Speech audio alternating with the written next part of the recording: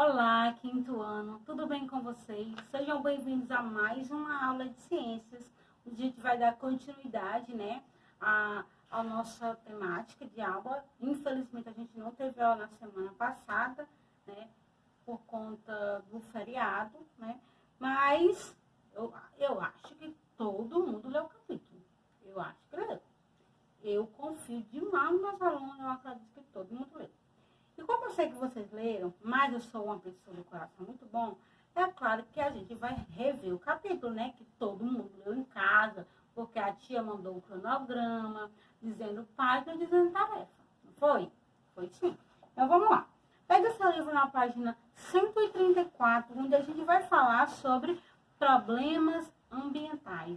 Pois é, você acha que é só você que tem problema? Que tua mãe, teu pai, ou tua avó te acorda cedo, porque o celular tá sem internet, porque não tem ninguém para jogar, porque sua mãe tomou seu celular e você não pode mais jogar, você tá com nota baixa em matemática, então só você tem problema no mundo? Claro que não, o meio ambiente também tem problemas, e outros são bem mais sérios, né? Porque o seu problema está aí no seu mundinho, e o problema do meio ambiente é uma coisa que afeta todo mundo. Certo? Não estou dizendo que o seu problema é pequeno, estou dizendo que ele é seu. Já o meio ambiente, ele tem o problema dele, afeta todos nós, certo? E para isso, vamos pegar nosso livro e vamos ler sobre problemas ambientais. Observe que tem um planeta aí, tão tristinho, né? Tadinho. O ser humano sempre busca melhoria das condições de vida, melhoria essas que às vezes prejudicam o ambiente. Quando falamos de problemas ambientais, estamos falando das agressões realizadas pelos homens ao meio ambiente. Essas agressões são de ordem política, econômica e cultural. Vamos entender o que o autor está falando aqui. Quando falamos de problemas ambientais, estamos falando de agressões realizadas pelo homem. Quando ele fala homem, ele está falando do gênero, ele não está falando do gênero homem, ele está falando da espécie. Então, é a espécie, é o ser humano que mais agride. A gente já falou várias vezes sobre a questão do Pantanal, não foi? Sobre a questão das queimas. E, naturalmente, tem queimas ali, né? Há materiais que entram ali em reação e acabam queimando, naturalmente. Mas esse excesso de fogo que está tendo, né? Havendo no Pantanal e na Amazônia, se dá exatamente por consequência das questões pessoais dos seres humanos. Por isso que ele fala de ordem política, de ordem econômica e cultural. Então, como assim de ordem política, professora? Tem vários fatores, e um deles é pela questão social, a cidade está crescendo, né? A cidadania. A questão da cidade está crescendo, não sei nem que termo a gente dá isso. E aí, quer construir um prédio, uma nova escola, quer construir um posto de saúde, quer construir um órgão que vai melhorar a qualidade de vida e bem-estar dos seres humanos. Mas para isso teve que desmatar uma determinada região, teve que derrubar um relevo, né? E planeá-lo, botar um fio em um relevo, uma serra e tal. Então, isso é de ordem política, certo? Econômica, né? Geralmente, um dos maiores fatores dessa questão econômica, que são pessoas ricas, né? Fazendeiros, empresários, donos de indústrias, que desmatam descontroladamente para adquirir madeira, para transformar em carvão, para suas indústrias funcionarem, para plantio, no caso de fazendeiros, e são os que mais agridem a natureza, que produzem tudo isso em torno de dinheiro. E cultural, né? São povos, porque muitos povos também, que a gente diz, povos típicos, não vou dizer povo típico, mas povo tipo indígenas, quilombolas, eles são os que menos agridem, mas também o seu povoamento em algumas regiões podem, de certa forma, agredir o meio ambiente, mas claro que, na verdade, eles são os que menos agridem, certo? Então, continuando aqui. Há muito tempo, os problemas ambientais brasileiros, principalmente a constante destruição de nossas reservas florestais, vêm sendo denunciados e são motivos de grande preocupação. Conhecendo os elementos que compõem o ambiente e a maneira como se relacionam, podem ser adotadas várias medidas para preservá-lo. E para preservar essa biodiversidade é preciso, em primeiro lugar, que haja uma conscientização efetiva e responsável. Infelizmente, a sociedade ainda não observou a importância do meio ambiente para a sua sobrevivência. O grande dilema da sociedade moderna é conciliar o desenvolvimento tecnológico e a carência cada vez maior dos recursos naturais. É importante lembrar que o meio ambiente é tudo que nos cerca, a água, o ar, o solo, a flora, a fauna e o homem, e precisamos preservá-lo para continuarmos existindo. Os impactos ambientais são as ações negativas geradas ao meio ambiente, originárias de ações humanas. Essas ações podem provocar diversos tipos de degradação ambiental no solo, na água e na vegetação. Então, impactos ambientais são agressões que vão impactar, que vão causar danos, né, em um determinado local. São ações negativas, como a gente vê, né, na televisão, no jornal, aquelas serras desmoronando, prédios. Então, tudo isso são impactos ambientais.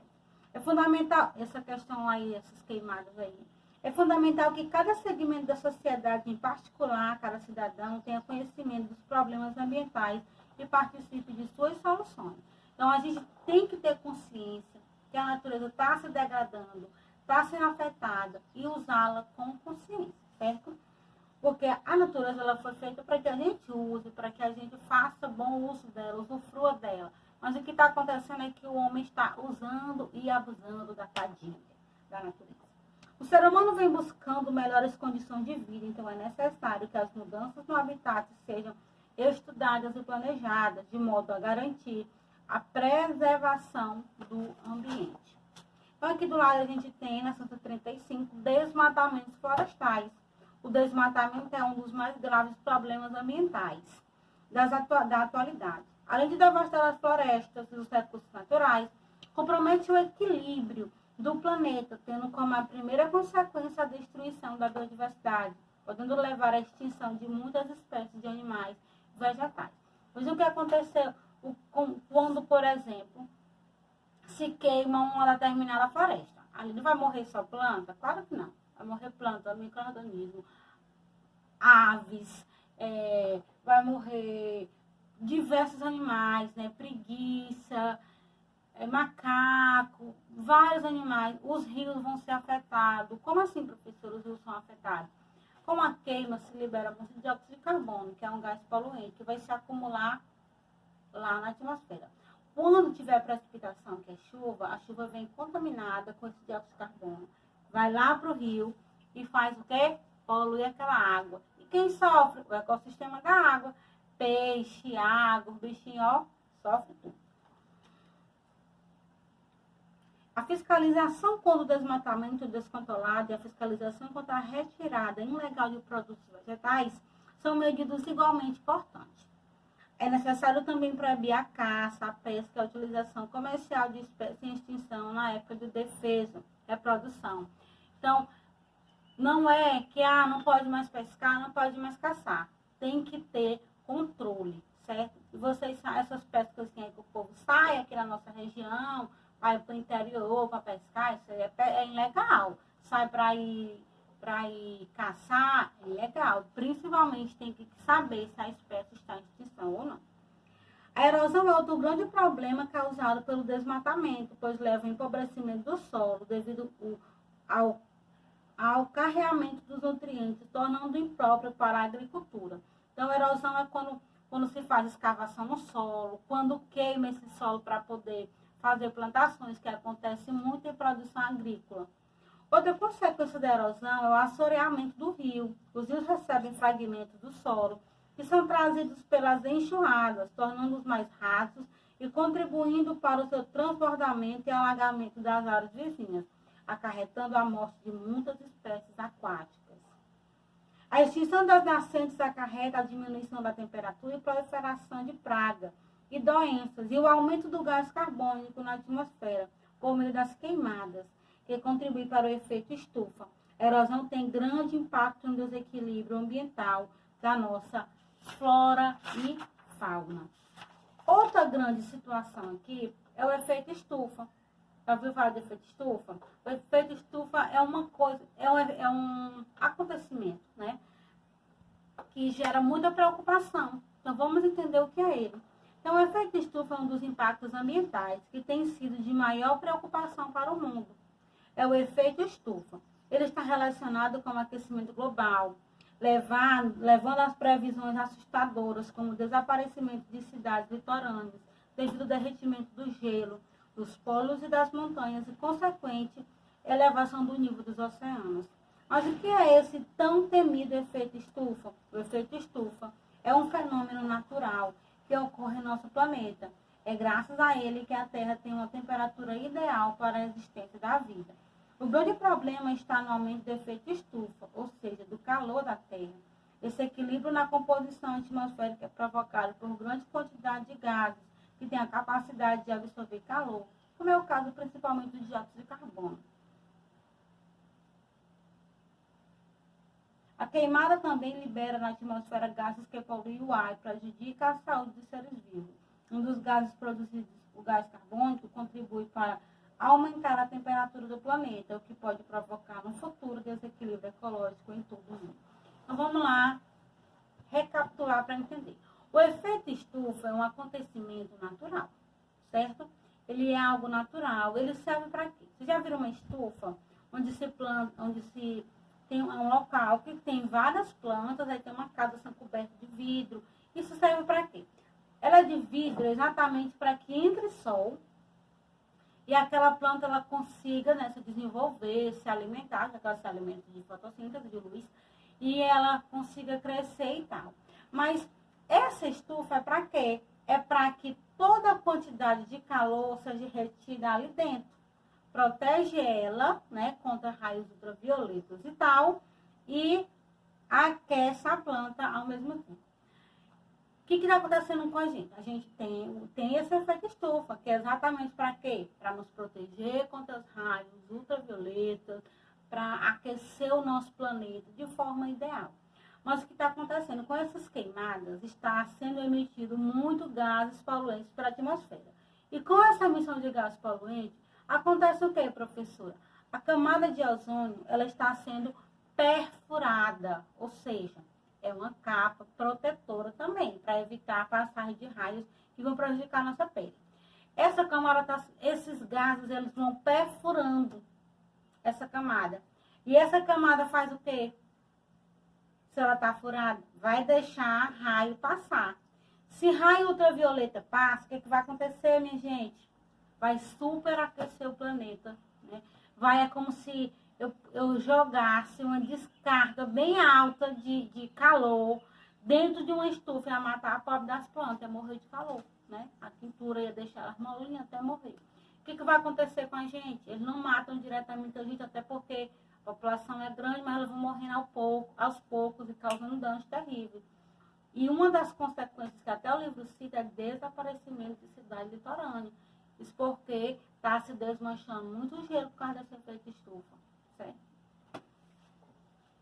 Distribuição da camada de ozônio. A partir da década de 1930, surgiu no meio industrial um novo grupo de gases formado pela combinação de átomos de carbono e flúor e cloro.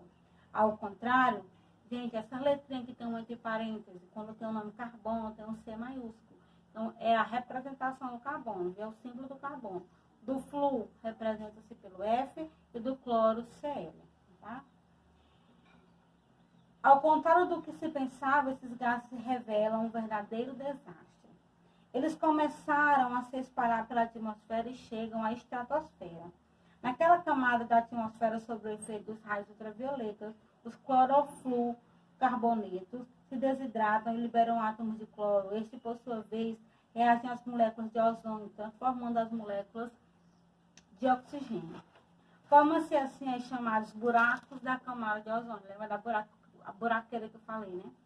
que na realidade não são buracos, e sim regiões que concentração de ozônio diminui e a camada fica mais fina. Então, à medida que vai sendo emitido ou produzido, como é citado aqui, esses gases poluentes, essa camada ela vai ficando perfurada, né? Na verdade, por que eu digo que ela é perfurada? É como se ela vai ficando fininha, sabe? Ela vai ficando muito fininha. Os raios ultravioletas passam por esses buracos em maior quantidade. Esse excesso é o que tem causado nos seres humanos um aumento do número de casos de câncer de pele, de doença nos olhos, entre outros problemas. Os raios solares são extremamente necessários à manutenção da vida no nosso planeta. A radiação ultravioleta vinda do Sol é conhecida como UV, que faz parte da luz solar e é essencial para a preservação do calor e a existência da vida. A destruição da camada de ozônio localiza-se na atmosfera. Localizada na atmosfera, é um problema ambiental mais severo da atualidade.